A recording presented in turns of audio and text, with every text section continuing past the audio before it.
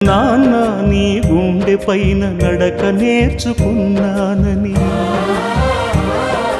నీ చూపుడు వేలితో లోకాన్నే చూశానని, నాన్నను పూజిస్తే ఆది దేవుని కది అందునని, అమ్మకు బ్రహ్మకు మధ్యన నాన్నే ఒక నిచ్చెనని తెలియనైతి తండ్రి, ఎరుగనైతి నాన్న.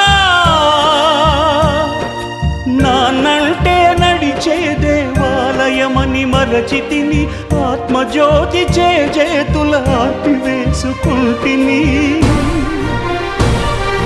మరచిపోయి కూడా నన్ను మన్నించొద్దమ్మా,